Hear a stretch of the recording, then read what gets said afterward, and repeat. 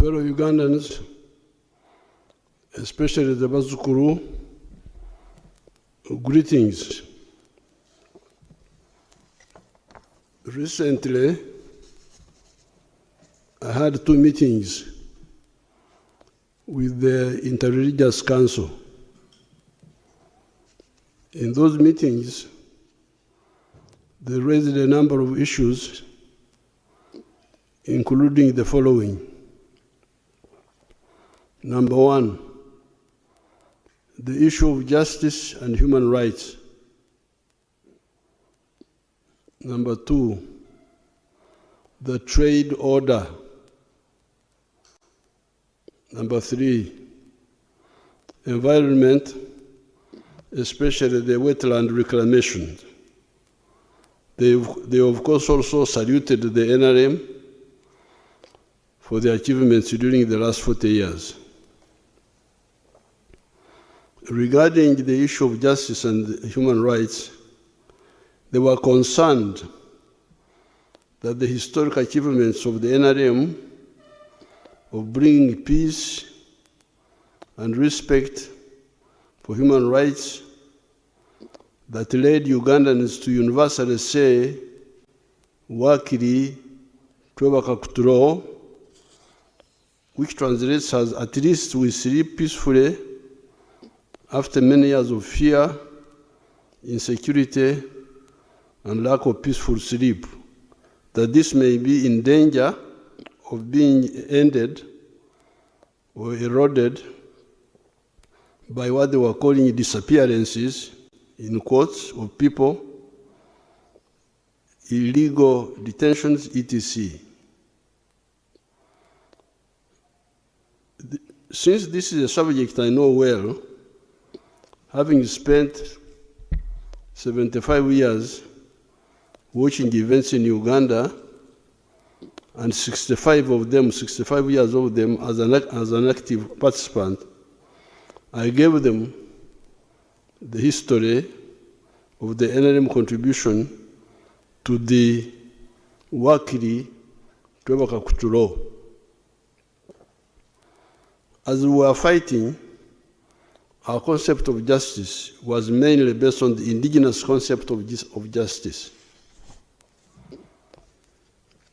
The indigenous communities of this area insist on full accountability or restorative justice. Unlike the colonial and neo-colonial justice of actors in wigs, sometimes trying to obscure facts, the indigenous communities insist on substantive justice. With the indigenous justice system,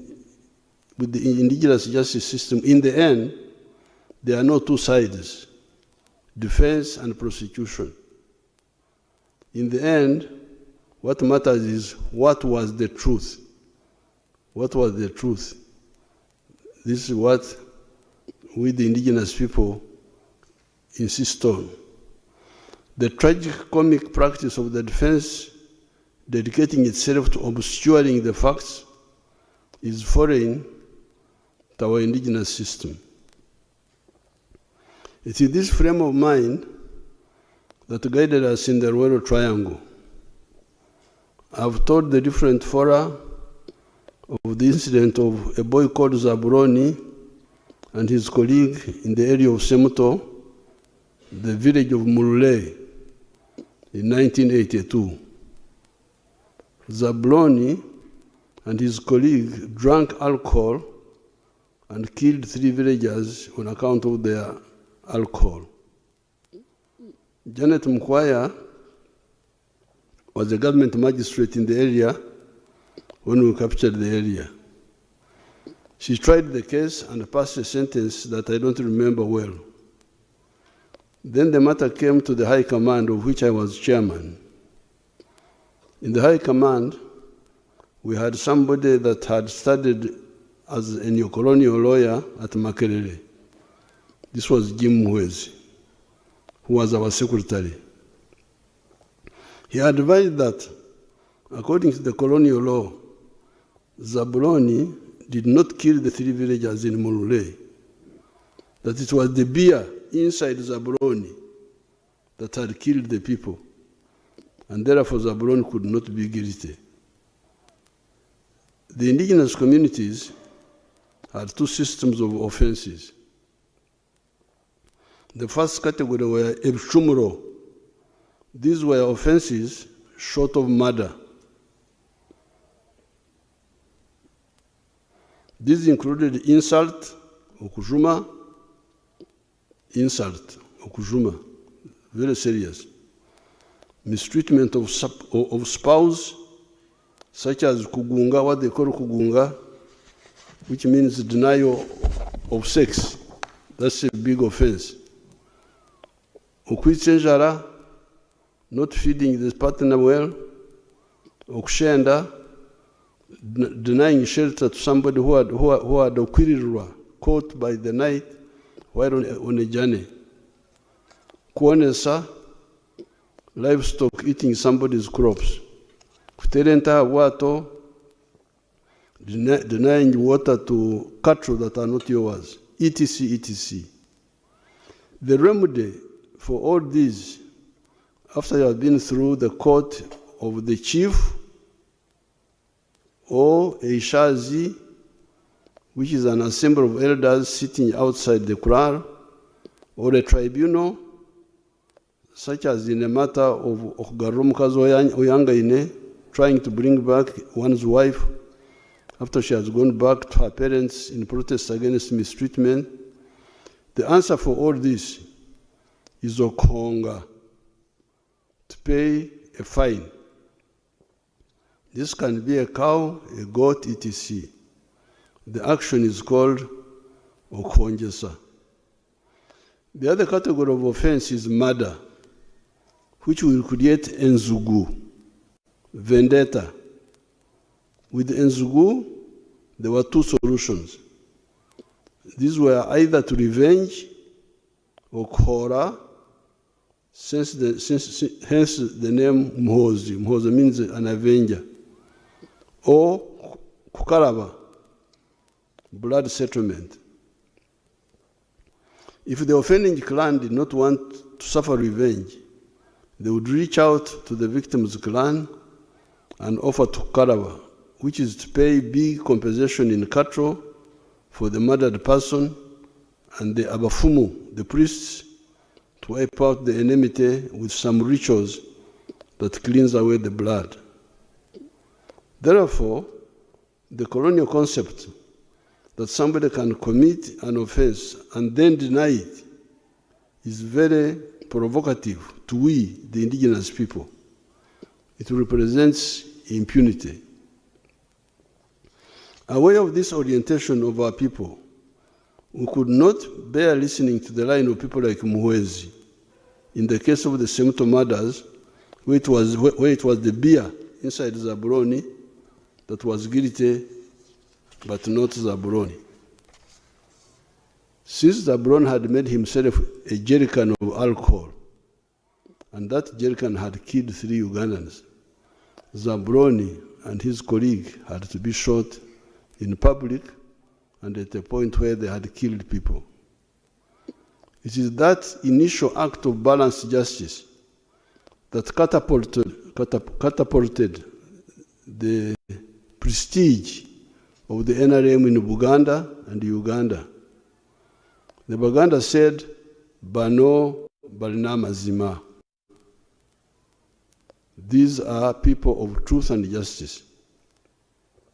Hence, the Wakiri Trevor Kakuturo you are talking about now. The Wakiri Trevor Kakuturo came because of strict accountability, which we had started when we were in the bush.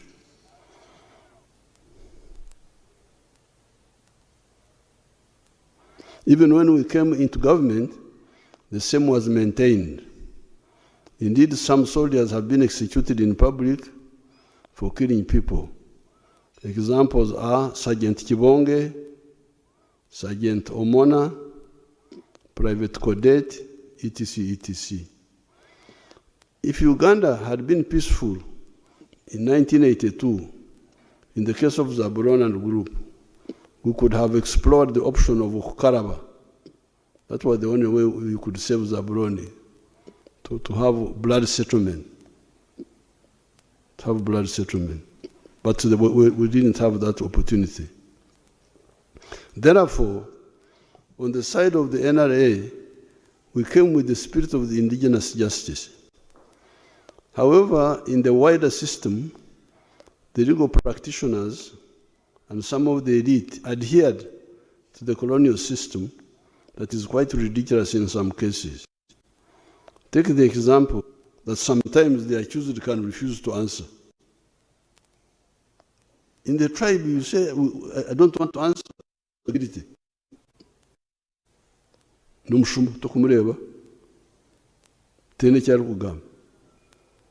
This is the way we think. Then there is the issue of granting bail, even when the accused can interfere with the case. Apart from the disconnected colonial system, you also get actual abusers of that system because they are dishonest. Even with the colonial law, bail is apparently only given when the accused cannot interfere with the case. However, you have seen rampant cases of policemen giving bonds or magistrates giving bail to village thieves that are threatening rural agriculture.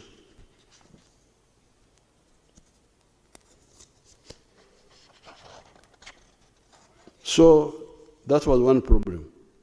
Then there was the death of many of our original NRA commanders, by many dying from the natural causes. The regiments that brought victory on the 26th of January 1986 were the following: 1st Battalion, 3rd Battalion, 5th Battalion, 7th Battalion, 9th Battalion, 11th Battalion, 13th Battalion, 15th Battalion, 17th Battalion, 19th Battalion, 21st Battalion.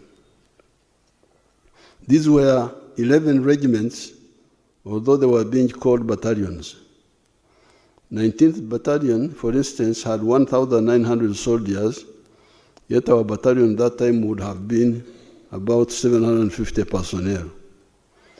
However, 7 of these regiments had their commanders dead in the early years after 1986. Instead of having the original NRA Basosodoti commanders, because the commanders of the NRA were Basosodoti of the movement, believe in the ideology of the NRM.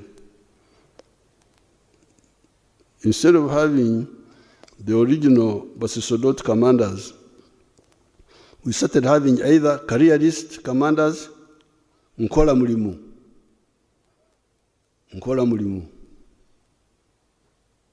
Ndikumusala, or even actual opportunists, Najakulia.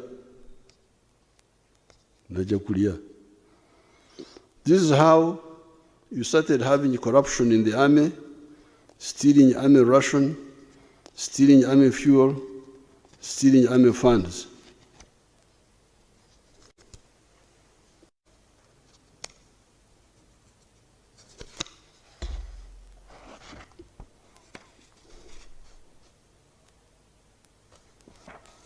In the wider society, however, the prestige of the NRM on account of Wakili Tweva Kakuturo, as well as repairing the ruined economy, goods in the shops being plentiful, some of the infrastructure being repaired, the prestige of the NRA grew.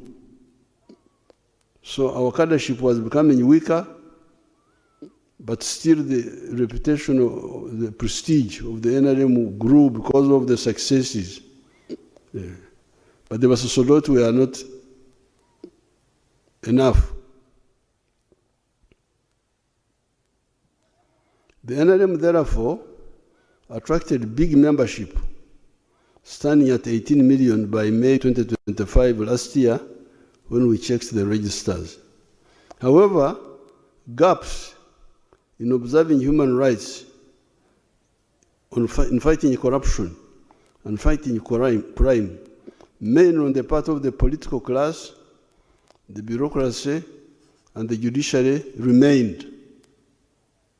So you had success,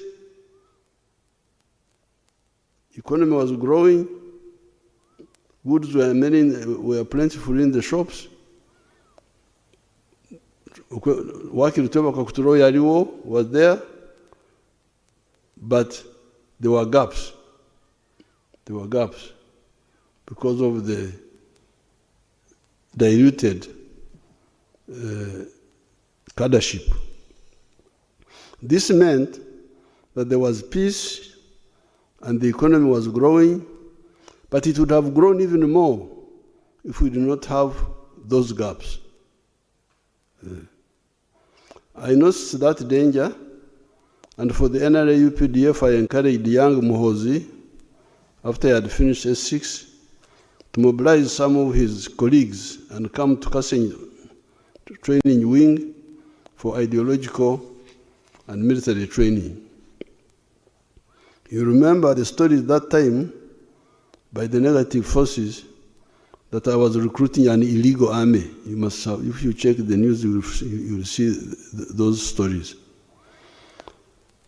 Those cadres, however, unlike their Bush predecessors, had more time and opportunity for professional development by attaining all military and ideological courses systematically, level by level. The recent limited actions by security forces against some individuals, institutions, are really long overdue actions to fill those gaps. Wakili Tweva Kakuturo, created mainly by the UPDF, Bonaba Gagawale, Wealth for All, created by the NRM that have resulted in metamorphosis in Uganda into a lower middle income country, must also be reinforced by no more sleep, no more Congola, no more corruption, and now no more impunity by the selfish people and agents of foreign interests to systematically denigrate the efforts of the people to develop themselves, and also some people endlessly committing crimes and using the law to shield them. There was a weakness on the part of the political, administrative, and legal cadres of the government in allowing this impunity to continue for so long. Some people say people have been abusing Museveni, but Museveni has been ignoring them. That is true. But those malignments were slowing down our growth. Some investors and tourists are scared away from coming to Uganda on account of those false stories. I have got many examples. When people come here, they get amazed about the progress, seeing what is on the ground compared to the stories they have been hearing. It is therefore good that security forces have come in to fill the gap. In the past, I did not have enough cadres to fill this gap. It is not only the security forces that are filling this gap. A year or two back, Honorable Fred Byamukama helped Uganda to expose the criminals that had turned State House into a mafia center. State House here had become a mafia center. State House had become a mafia center. In order to have your document brought to the president, you can imagine, in order to have your document brought to the president, you had to pay a bribe of 30 million shillings. Byamukama reported the matter to me. We arrested the gangs. There is therefore a counter-offensive against corruption, crime, and impunity. To show the impunity, take the case of Besigye, Dr. Besigye. He was arrested on the 17th of November 2024. It is now almost 2 years. All this time, however, he has been refusing trial, misusing the legal system. Why would this great Democrat and human rights fighter spend so many calories on refusing to come to trial, where he has got opportunity to prove his innocence and expose the undemocratic behavior of the dictatorship of Museveni and his family? What is the problem? Because the dictatorship of Museveni and his family is imprisoning Besigye wrongly. Come to the court and expose it. Why do you spend so much time avoiding court?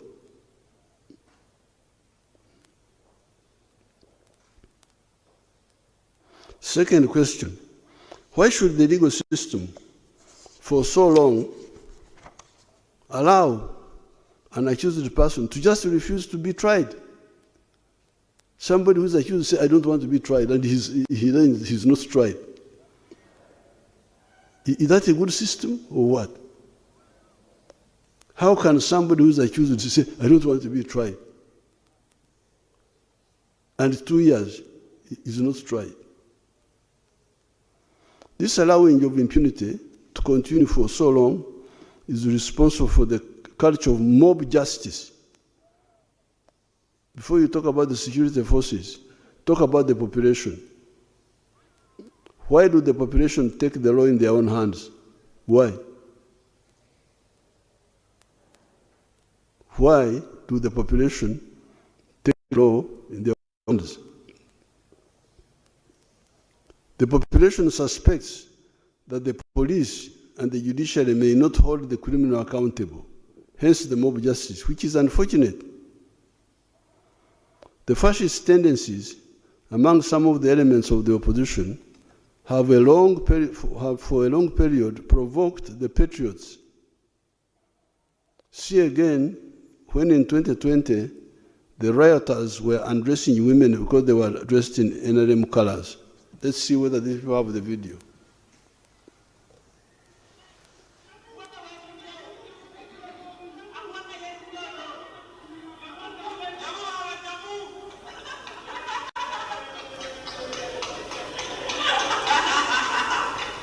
Freeze that, freeze it, bring it back. Where the girl is undressed. Bring it back.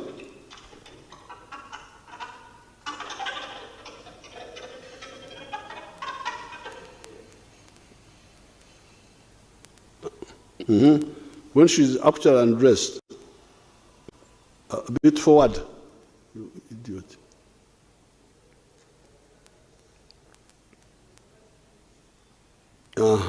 This is, freeze it there. This is democracy. This is democracy. This is human rights.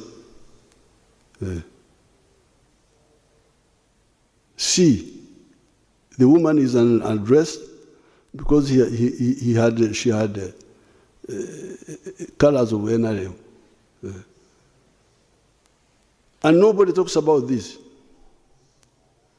I have not heard anybody condemning this. I don't want to blame people. I have not heard anybody other than us complaining. I don't know whether the religious leaders condemned it, or the cultural leaders, or the law society. Check for me, please. I need a record. Who condemned that act?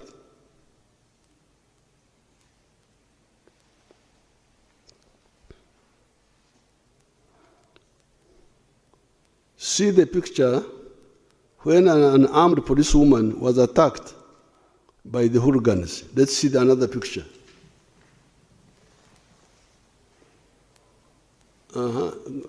That's a police. This is a policewoman. Go back.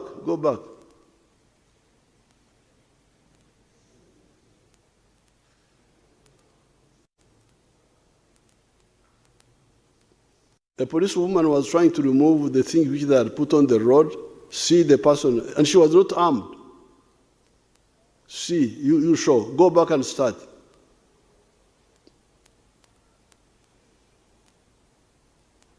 That's that's a democracy now. That's human rights. That's a democracy. Yeah. On camera now. Fortunately, me, I show film. I'm a film shower. I've got my small Entebbe wood. That is democracy. That's real democracy.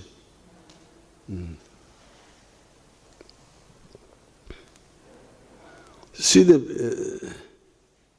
quite often you have heard slogans. Tugenda kwocha Kampala. How many times have you heard that? How many times have you heard that? If you want to go to heaven, that is. If you want to go to Gehenna, of course you will deny. But I'm sorry, when I go to heaven, I will wait for some people. Tugenda kwocha Kampala. Tugenda kwocha Kampala. Kampala. We are going to ban Kampala. What did the slogan Taja Kulaira mean? Taja Kulaira. Didn't you hear that? What did it mean? For people who want peace. Democrats.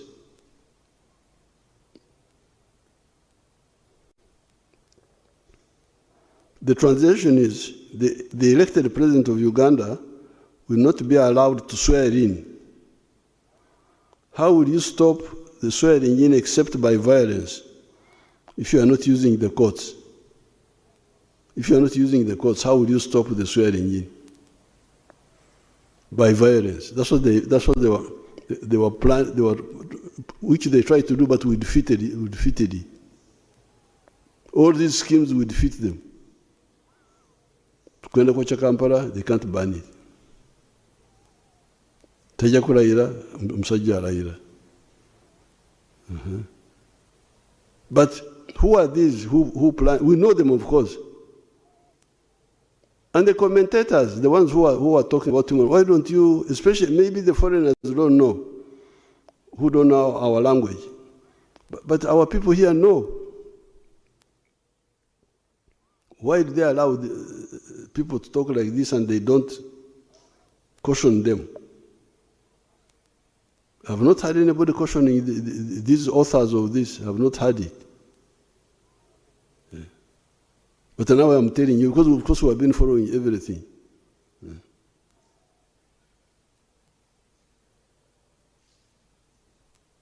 How many times have you heard the taunting by hooligans of especially the NRM women supporters in the words, mwe bikazi mwe, ye mwe abatusibye kwa kasajja. You stupid women are the ones that have failed us to remove this man, this Kaman.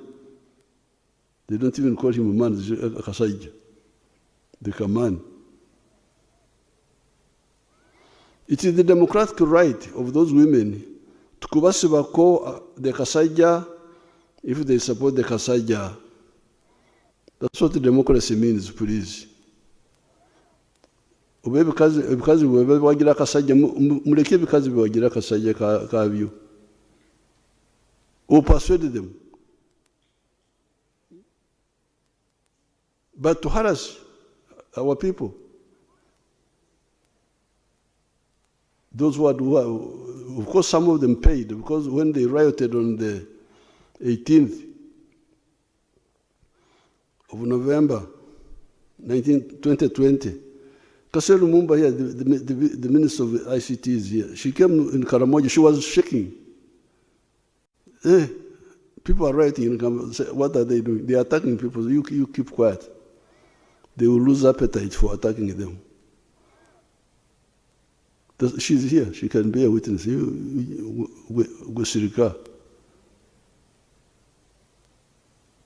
They will stop. But the arrested opposition lawbreakers may not get bail because they threaten the security of the witnesses. Because some people have been saying, you give these people bail, give them bail. Yes, but because they are not Democrats, when we release them, they attack the witnesses. You cannot have democracy without people with the spirit of democracy, with fascists.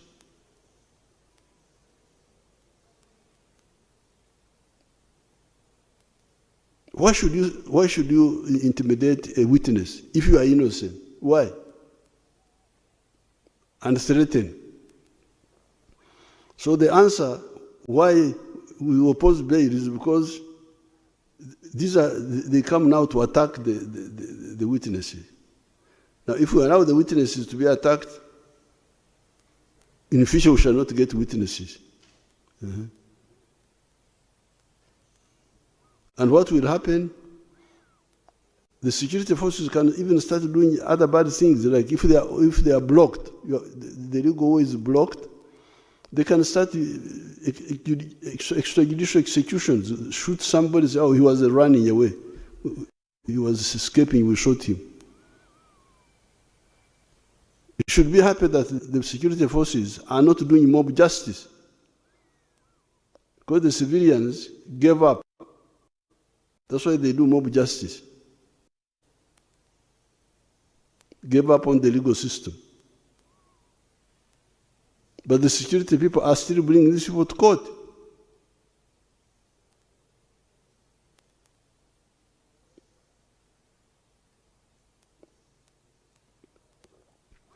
The arrested opposition lawbreakers may not get bail because they threaten the security of the witnesses. It is this undemocratic culture of some of the opposition elements that has been provoking the security forces to fill these gaps. Therefore, what the security forces have been doing recently is not a regression in the fight for freedom. Because that's what the Inter-Religious Council were worried about. They thought that Tudaye Mabega, it is not a regulation at all.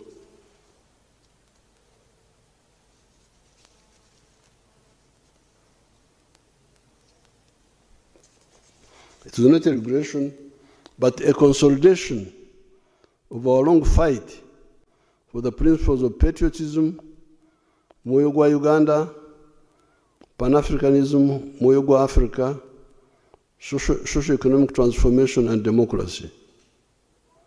Indeed, General Muhoozi recently pointed out one useful fact. He said many of these people, Ugandans, including those who criticize the NRM, go to Dubai, UAE, where the press is disciplined and they appreciate. You cannot find in Dubai the press doing what the press does here. And they appreciate. That's why they are going to Dubai. I had never heard of Dubai until 1980 when we removed Amin. That was Dubai. What is Dubai?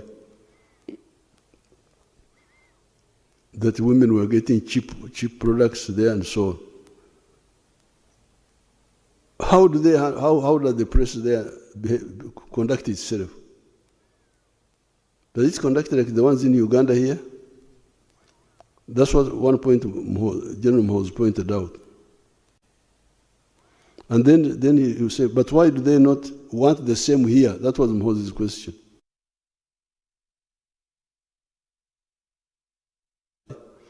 Why don't you want the same here? Therefore, those who have been putting forward the slogan, Bizemu, you know, they are good at bringing slogans which are just empty. Bizemu. Ebiedda. Kidnapping people and so on. Bizemu. Meaning, the bad things of the past have come back, are wrong. Ebyaliwo, the past happenings meant that anybody arrested or abducted would not go to court, but would end up as a dead body at Namambe Forest, the River Nile, or Kaya's farm. So to have somebody arrested and taken to court, and then you say, Bizemu, you are really deceiving yourself. You are dishonest. Oh, you want to see the pictures of Ebyaliwo? Let's see the pictures of Ebyaliwo.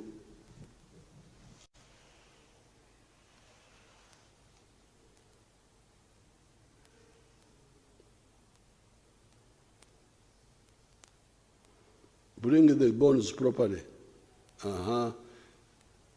Bring the obuango, the skulls. Bring them in the center of the picture. Freeze there. Go back a bit.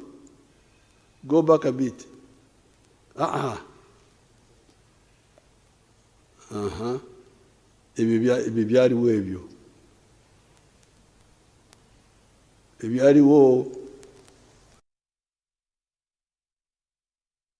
Ebyaliwo biri awo.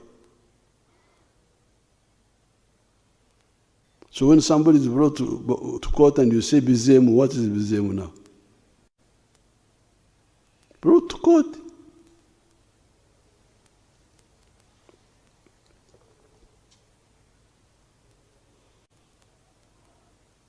On the contrary, here you see basically creating scenes in the courts of law.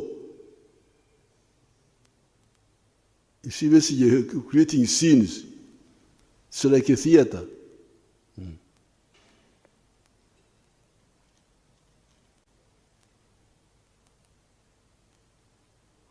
I could even see my sister Matembe limping into the court. When she was coming in court, she came limping. I was worried, but forgot to limp when she was leaving court, she walked. Yeah.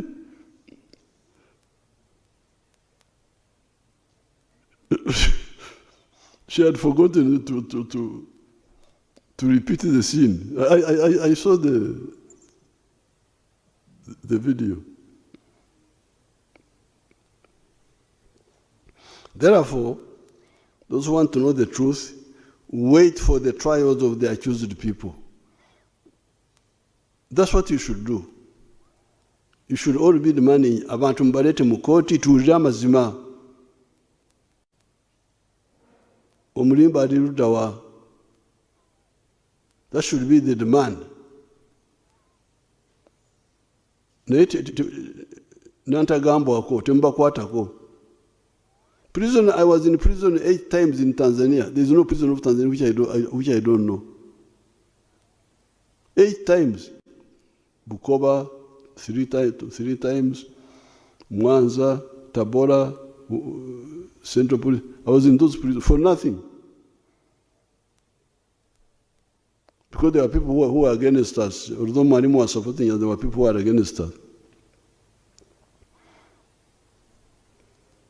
If you arrest me for nothing, I will prove my case.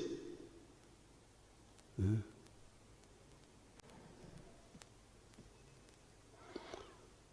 I cannot allow impunity in our system, even on the side of the security forces.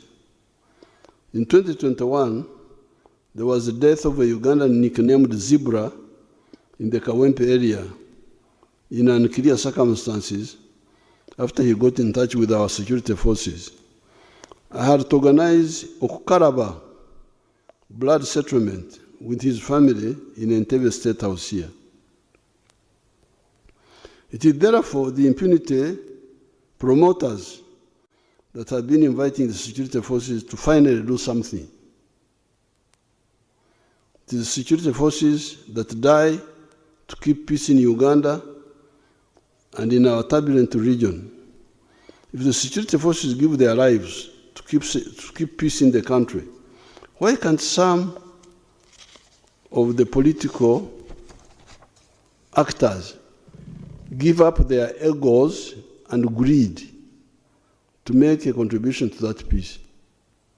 Because the security people die.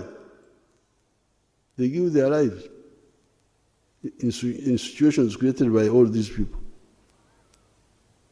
And all you are asked is not to die, is not to sweat, is simply to behave responsibly, that's all. And they are not able to do that. It is therefore, in order for us to insist on full accountability and no impunity for our words or our actions, you must be accountable for your words and for your actions, fully accountable. I hope these comments have illuminated what the gaps were and why the limited supportive actions of the security forces to the rule of law in the country. Once we have known the why and the what, then there is the issue of the how. The how. This is an issue we handled from other days of resistance, and I will share it with you separately so as not to render this piece too long. Trade order that the Inter-Religious Council also raised. One of the points mentioned by a number of people is that hawkers have been earning a living by violating common sense and selling products on the sidewalks, etc. I told the bishops and the sheikhs that I can see that I'm in real trouble. Very soon, I'll be charged for damaging the business of the coffin makers by reducing the death of Ugandans from AIDS, Corona, Ebola, measles. The coffin makers are going to say, Museveni, you have spoiled our business. People are not dying enough. You have stopped people from dying from AIDS, You have stopped people from dying from Ebola. Corona killed a few people. You are damaging our business.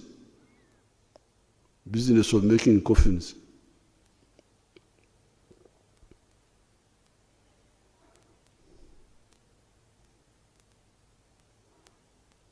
Yes, the coffin makers will lose business because it was a bad business that was at the expense of society.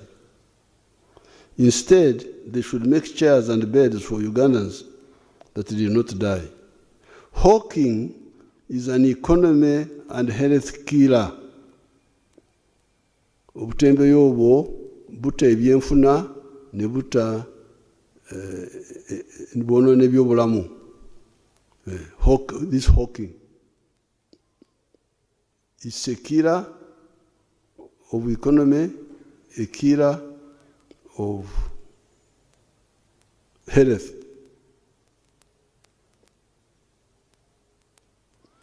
It kills the economy by denying the users of the shops and the markets business, because customers buy from the hawkers who do not pay tax because they are not identifiable. They are not identifiable. They do not pay rent. The people in the shops are paying rent. They are paying taxes. These ones are selling without paying tax, without paying rent. What sort of economy is that? They do not. How will the economy survive if people do not pay taxes on rent or pay taxes on sales? Because when I sell, I pay tax. I also pay tax on rent. Now, if those are not there, how will the economy survive?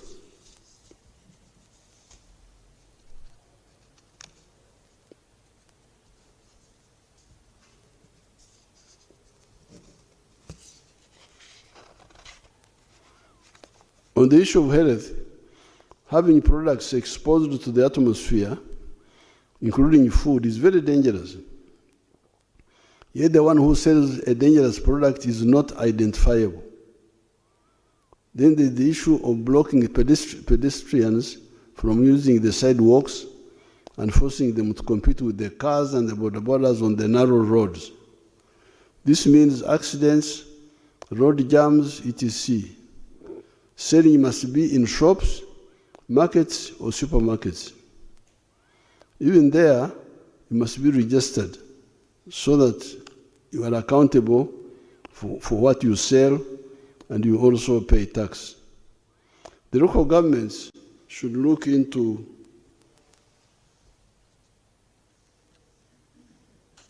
the possibility of giving land for workplaces for the hawkers that have been sent away from the sidewalks. However, even there, everybody must be licensed, identifiable, accountable, and must be paying taxes.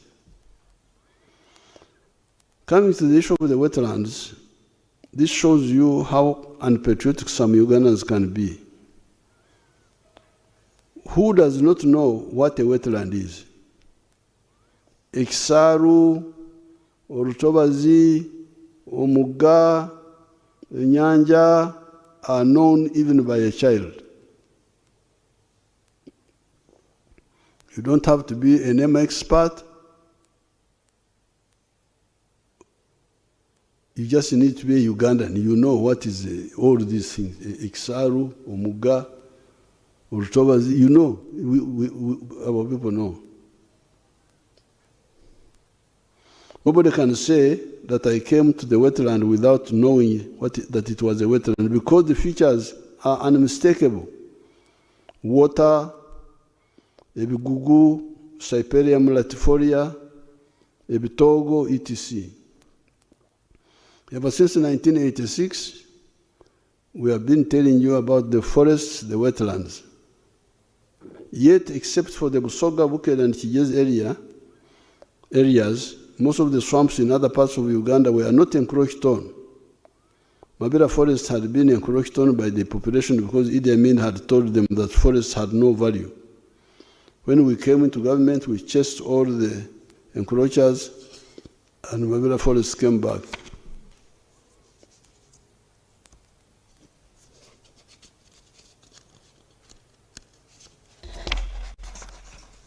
However, these days when I fly over Mabera Forest, I see some smoke in the forest here and there.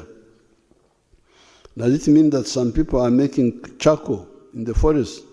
Where is the National Forest Authority? Where are the chiefs of the surrounding administrative units? They will have to answer. With Busoga, Buked and Kigezi, I have been trying to build up a fund to compensate the people in the swamps by shifting them to fish farming and to other enterprises, because it was the colonial government that misled our people into those swamps, saying that it had been done in Holland and I don't know where else. Yet, it is a disaster for us.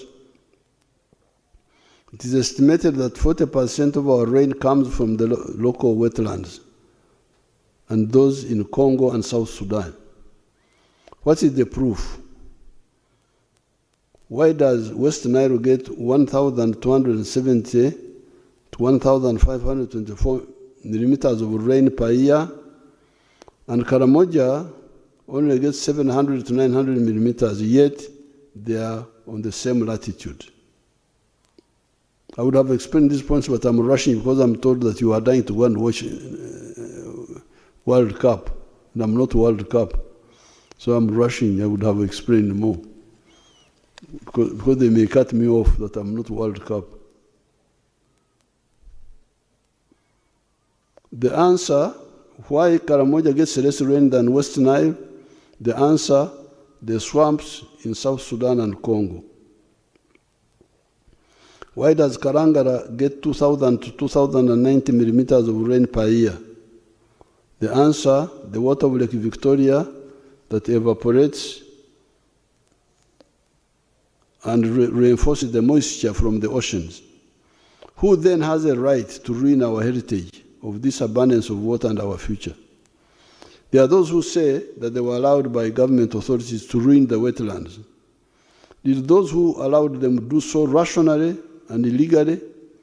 We shall study those excuses and decide on the way forward for those mistake makers. However, the operation to restore the wetlands and protect our natural forests will continue. I appeal to the Ugandans to participate in the NRM Barazas for the LC1s and the Women Councils on the 10th of July, 2026.